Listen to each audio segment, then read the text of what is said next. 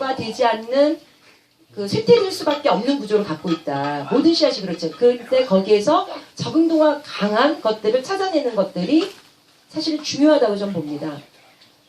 우리가 자족하고 그냥 뭐 우리 몇 알 먹지라고 하시는 분들은 충분히 그럴 수 있습니다. 근데 모든 사람이 그렇게 가질 수는 없는 것 같고, 그래서 콩의 일반 여러분들도 콩을 하시면서 그 콩에 대한 관찰 이런 것들을 기본적으로 좀 해주셔서 서로가 공유되고 해나갔으면 좋겠습니다. 어차피 매년 콩이 수십 종, 우리가 평균 매주 콩 수집되는 게 100종 정도를 수집합니다. 100점.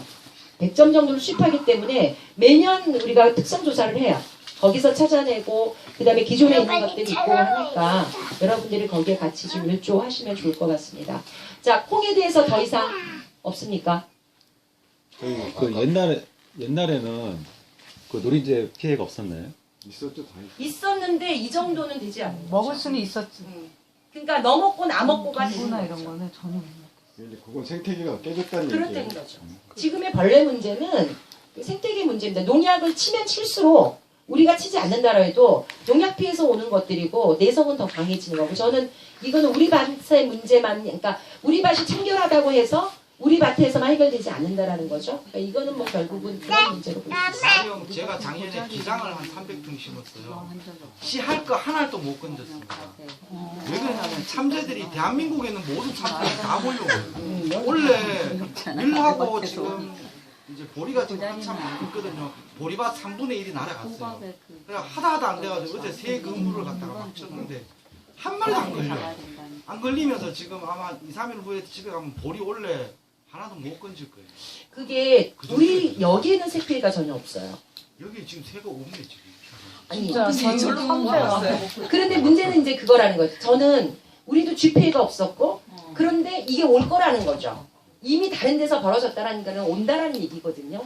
얘네들이 이동. 저희는 파를 다 먹었어요. 쥐가 쥐가. 먹은 걸 어떻게 알아? 쏙 들어가 있어요. 이렇게 그 엎어져서 이거 쏙 뽑으면 콩깍지가 뿌리가 하나도 두더지가 없어요. 아니고 숫자 있어요. 이제 그게 두더지는 안 이제 먹어요. 그런 새가 거안 따먹는 게 먹어요. 아니라 진짜 그것도 잠깐 쥐가 타고 올라가는 거. 사람들이 생각할 때 삼층거리 파를 다 뭐 먹어. 고구마나 감자 같은 것을 이렇게 파먹잖아요. 아, 그냥 쏙 뿌리작물도 들어가요. 파먹잖아요. 두더지를 그럼 그게 대부분 두더지는 두더지가 먹었을 거라고 사람들이 생각을 하는데, 쥐라는 거죠. 그건 두더지가 기름 두더지가 내놓고 그걸 먹는 것을 대부분 쥐가 먹어요. 먹을 거 있는 주변에. 근데 결국 쥐 피해라는 게 저는 두더지가 물론 너무 작물이 너무 졌을 때 쥐가 내가 도망가요. 쥐가 아니죠. 넘어지지 않아도 한다라는 거 있잖아, 지금. 잠깐만요. 잠깐만, 그거 한번 물어봅시다. 콩 쥐피해. 네. 그러면 쥐가 이렇게 해서 튀어가지고 먹습니까? 아니요. 그 쥐 종류도 되게 많아요. 그렇죠. 이제 그 얘기인데 잡은 적이 있어요. 잠깐 네. 잠깐. 말씀드릴게요. 쥐가 종류가 얼마나 많냐면 이만한 것이 있고요. 네, 조만하세요. 이만한 것도 있어요. 새앙쥐 찌끈하고. 어떤 쥐가 있냐면 쥐집을 짓는데 땅 속에다가 이렇게 저기가 둥지를 만드는 쥐가 있고요. 위에다. 나무 위에다, 나무나 풀 사이에다 이렇게 해둥우리처럼 해서 짓는 쥐가 거의 있어요. 다람쥐. 네, 꼭 이만해요. 그 태양쥐라고 해서 하여튼 그런 것도 있어서 그냥 콩나무를 다 타고 다니면서 먹어. 쥐 종류도 다양해서 그렇게 먹어요 다.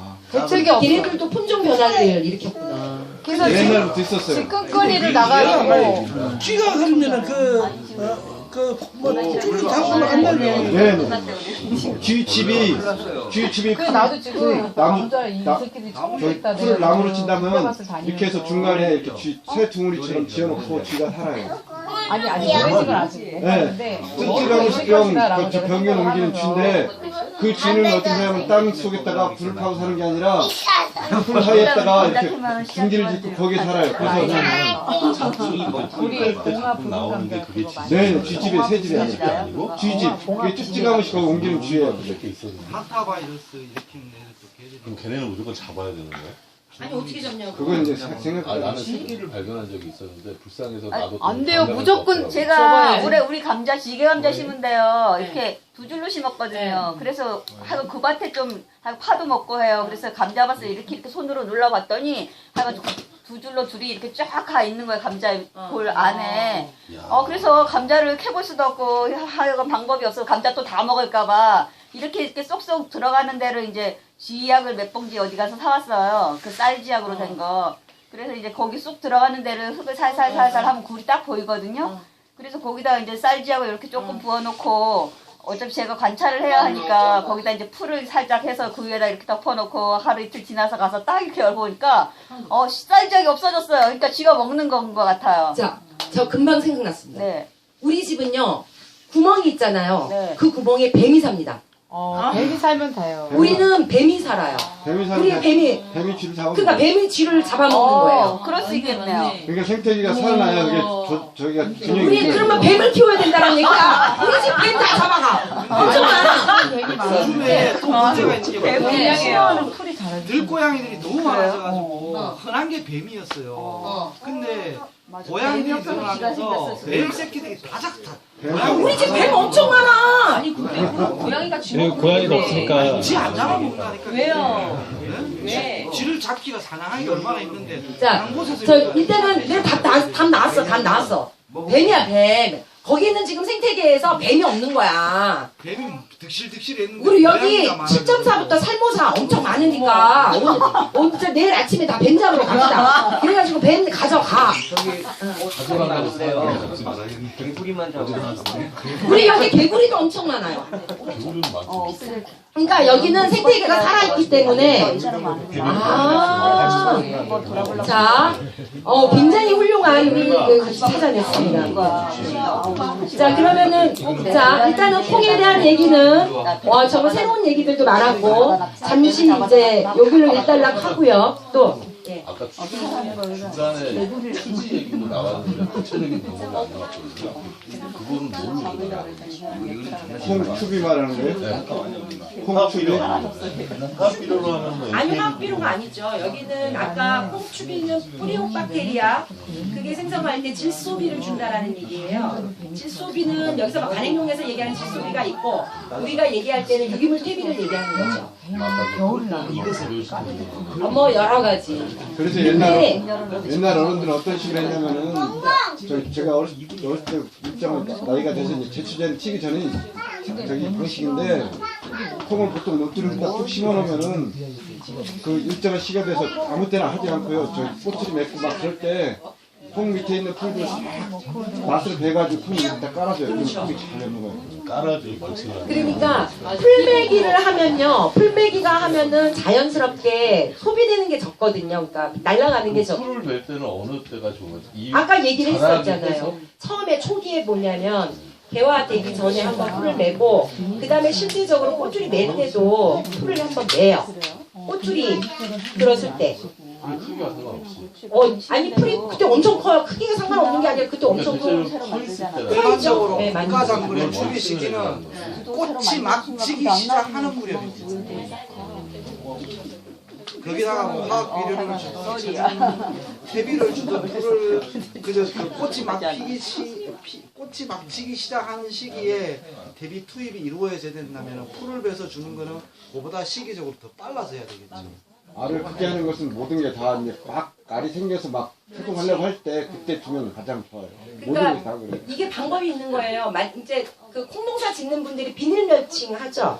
비닐 멀칭을 하니까 그게 없는 거잖아. 그걸 하지 못하는 거에서 기비를 모든 걸 의존하잖아요. 근데 옛날에 제가 농사를 지을 때는 풀을 정말 3번을 맸어요. 3번을 매면서 북주기만 했어요. 근데 그때 콩농사 엄청 잘 됐어요. 맞아, 잘 됐어. 그러니까 지금은 옛날에. 여기서는 아예 풀매기를 우리는 안 하거든. 이것 때문에 하는 거지. 거의 저는 그 뒤로는 풀매기를 하지 않아요. 풀 배주기를 해주면 예, 풀매기를 할 여유도 없었고, 근데 실제적으로 풀 매주면서 북을 주는 효과가 저는 그 영양분을 주는 효과라고 좀 보는 거죠. 예. 그래서 비닐 치시는 분은 어쩔 수가 없는 것 같아. 내가 보기엔 비닐 치시는 분은 기비를 충실히 주고 뭐 뿌리옥 박테리나 이런 문제는 다 떠난다라고 보시면 될 것 같습니다. 옛날 말이 있습니다.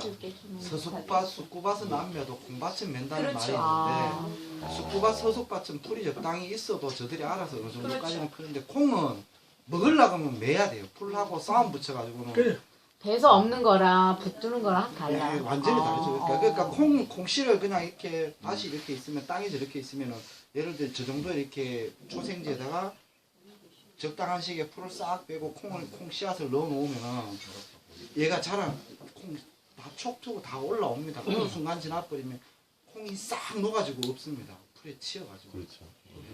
자, 하여튼 오늘 대체적으로 좀 일반 재배 방법들 좀 보셨죠. 그러니까 여기에서 이제 여기는 여러분들이 기본적으로 농사를 쭉 해오셨던 분들이니까 내가 뭘 부족했는지 뭐 이런 것들을 좀 참조하셔서 하시면 될 것 같습니다. 자, 그러면은 지금부터 또 7분을 쉬겠습니다. 7분은 담배 피는 시간입니다. 화장실 갔다 오는 시간이고, 그래서 감자 6종에 대한 공부